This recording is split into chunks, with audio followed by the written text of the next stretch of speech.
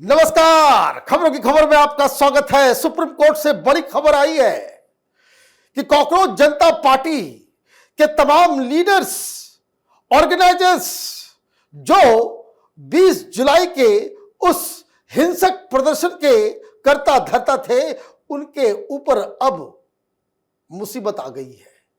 Supreme court में मसला पहुंचा था, एक प्ली डाली गई, यह कहा गया कि बाकी लोगों की जिम्मेदारी तो तय हो रही है, लेकिन इन कॉकरोच जनता पार्टी के ऑर्गेनाइजर्स, लीडर्स की जिम्मेदारी क्यों नहीं तय की जाए। हालांकि उसके बारे में मीडिया ने बताया कि चीफ जस्टिस ने कहा है कि छात्रों के साथ थोड़ा सख्ती से पेश नहीं आना चाहिए, उससे बातचीत करनी चाहिए। लेकिन अंततः तो क्या हुआ, सुप्रीम कोर्ट ने कहा कि यह प्ली सही है और इसके ऊपर सुनवाई होगी। इसका मतलब यह है कि चीफ जस्टिस ने आज कानूनी, ये जो अभिजीत दीप के हो या रंका हो या कोई भी हो, ये सब के सब कानून की जद में आ गए हैं। क्या पूरी कहानी है, इसे सुनिएगा तो आपको भी बड़ा अच्छा लगेगा।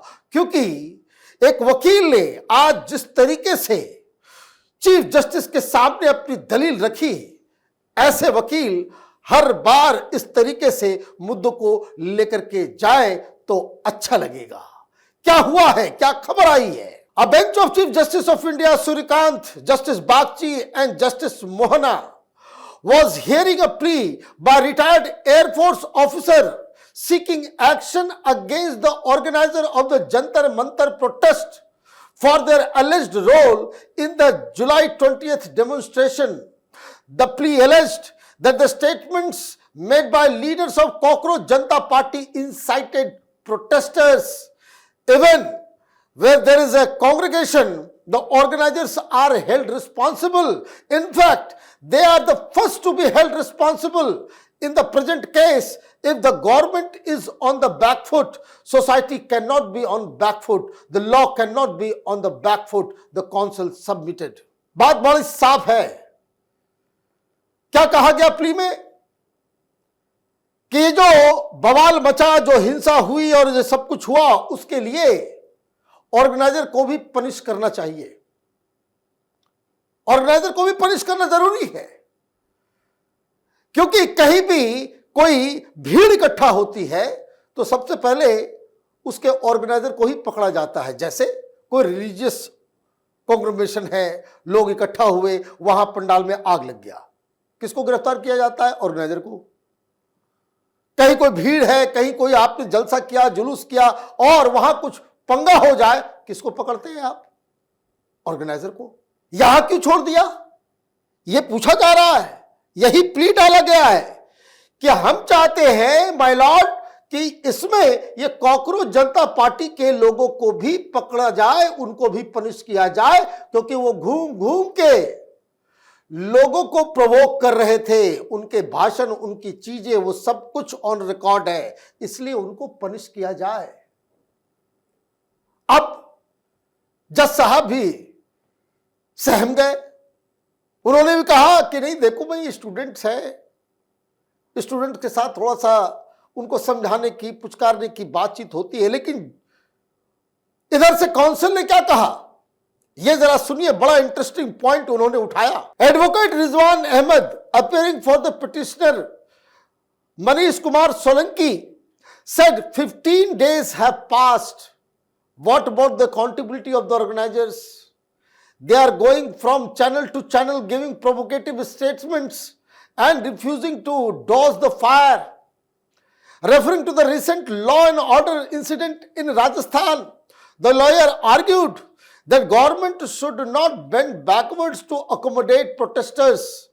This is a very dangerous precedence. 3 years back, the farmers were at Singhu border. Tomorrow, generation alpha, beta, delta will come, he said. बोले ये क्या तरीका है? 3 साल पहले भी हमने देखा, सिंगू बॉर्डर पे जो हुआ, प्रोटेस्ट हुआ, हंगामा भी हुआ, लाल किले के प्राचीर को अपवित्र किया गया। जिस तरीके से आपने उन्हें छोड़ दिया, किसी को कुछ नहीं हुआ, कोई ऑर्गेनाइजर नहीं पकड़ा गया। जिन लोगों ने बकायदा ये रिटर्न लिख के दिया कि जो ट्रैक्टर्स जो आएंगे दिल्ली के अंदर वो अपने रूट से डेविएट नहीं करेंगे, लेकिन ये ट्रैक्टर आरटीओ पहुंच गए, पुलिस वाले को कुचलने लग गए, ये ट्रैक्टर्स जो है वो लाल किला भी पहुंच गए। तो इसमें तो ये तो गड़बड़ है। अगर आपने अभी इसके ऊपर पूर्ण विराम नहीं लगाया तो कल जनरेशन अल्फा फिर गामा पता नहीं कौन कौन सब आ जाएंगे। ऐसे तो बात बनेगी नहीं। कानून उसका राज होना चाहिए। कानून तोड़ा गया है तो पनिशमेंट मिलना चाहिए। यही रिजवान अहमद बार बार प्ली कर रहे थे और बहुत ही अच्छे तरीके से उन्होंने जज साहब के सामने अपनी बात रखी। हालांकि जज साहब की तरफ से वो कैरेट एंड स्टिक का खेल चल रहा था। वो कह रहे थे नहीं भाई बच्चे हैं, उनको समझाओ, उनको उसको ज्यादा स्टेट को ज्यादा फोर्स इस्तेमाल नहीं करना चाहिए। लेकिन मैं आखिर में आपको बताऊंगा क्या जज साहब ने खेल कर दिया, इसको भी समझना जरूरी है। अब आगे रिजवान अहमद ने क्या कहा? When the permission was not granted, 22 conditions imposed by the police were violated by so-called organizers because it is not a registered organization. Thereafter, the police did not allow them to march to parliament. This is the temple of democracy, my lord. We have to see the motive and the intention.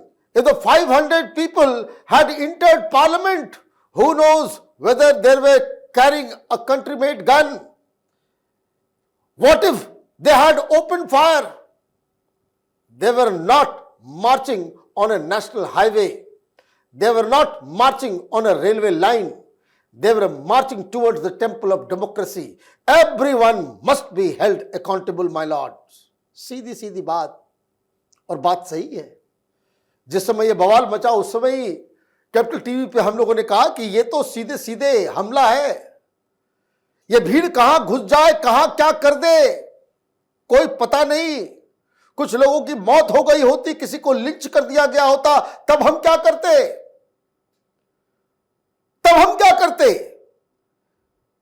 तो जिन लोगों ने ये organise किया उसको तो आप responsible, उसको punish करना जरूरी है। अब एक और बात उन्होंने कही कि ये कॉकरोच जनता पार्टी क्या है, ये so called organisers, so called organisation. क्यों? क्योंकि ये तो कॉकरोच जनता पार्टी कहीं रजिस्टर्ड ही नहीं है। कानून की दृष्टि से वो कोई रजिस्टर्ड है ही नहीं। तो एक सोशल मीडिया के ऊपर इंस्टाग्राम पे एक आईडी है, इसका कोई लीगल स्टैंडिंग ही नहीं है। 22 कंडीशंस तोड़े गए।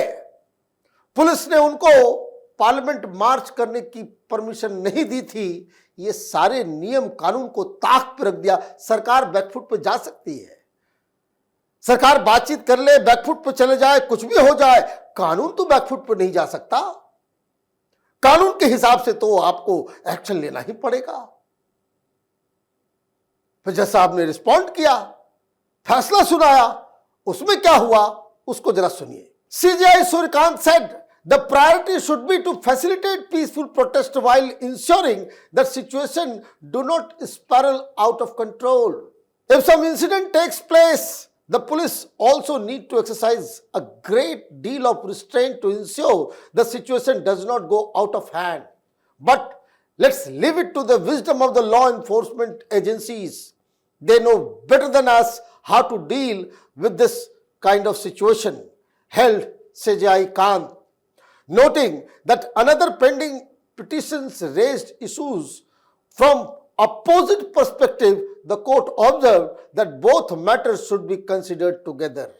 लीजिए, सब कुछ कह भी दिया और जज साहब ने कहा कि इसके ठीक अपोजिट वर्जन में भी कि भाई पुलिस ने बहुत सारा अटैक किया, बहुत ही कड़ाई से वहां पे पैलेट गन चलाया गया, तो लाठी बरसाई गई।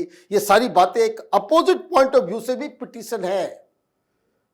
तो आपके पिटीशन को भी हम रख लेते हैं, अब साथ में सुनेंगे। अब उनके लिए फ्री रन नहीं होगा, अब इधर से भी अपोज किया जाएगा, बताया जाएगा भाई कहां कहां आपने कानून को तोड़ा है। परमिशन नहीं था तो फिर वहां पे परमिशन तोड़ करके आपने किस तरीके से ये मार्च ऑर्गेनाइज किया। जब आपको रिस्ट्रिक्टेड होना था जंतर मंतर पे, तो ये 10-10 जगहों पे कि क्यों हंगामा हो रहा था? ये टॉलस्टॉय रोड के ऊपर कैसे पहुंच गए? ये भीड़ जो है अनियंत्रित कैसे हो गई प्रेस क्लब के पास, रेल भवन के पास, कनॉट प्लेस के अंदर? तो उसके लिए कोई जिम्मेदारी तो लेगा। तो मीडिया में आ रही है खबर कि भाई जस्टिस कांत ने कह दिया कि भाई छात्रों को सुनना चाहिए। भाई सुनना चाहिए, पीसफुल प्रोटेस्ट तो होना ही चाहिए, उसमें कोई कहां कोई सको सुबह की बात है। बिल्कुल we must encourage peaceful protest, लेकिन जो वायलेंट प्रोटेस्ट है, जो इलीगल प्रोटेस्ट है, उसका इलाज भी तो करना पड़ेगा। और उसी के इलाज के लिए जज साहब ने कहा कि भाई ये पिटीशन जो हम लेते हैं, नोटिस दे दिया गया है, 18 तारीख को अगली सुनवाई डाल दी गई। मतलब जिस chief justice of India justice Suryakant के बयान पे आपने कॉकरोच या अभिजीत दीपके अब उनकी ही अदालत में ये अब पेश होंगे, इनका भविष्य तय होगा। और गैर कानूनी तरीके से जो जो काम आपने किए, अब उसका हिसाब किताब भी होगा। आप देखते रहिए कैपिटल टीवी। हमारे वीडियोस को लाइक कीजिए, शेयर कीजिए और हमारे चैनल को सब्सक्राइब कीजिए। धन्यवाद।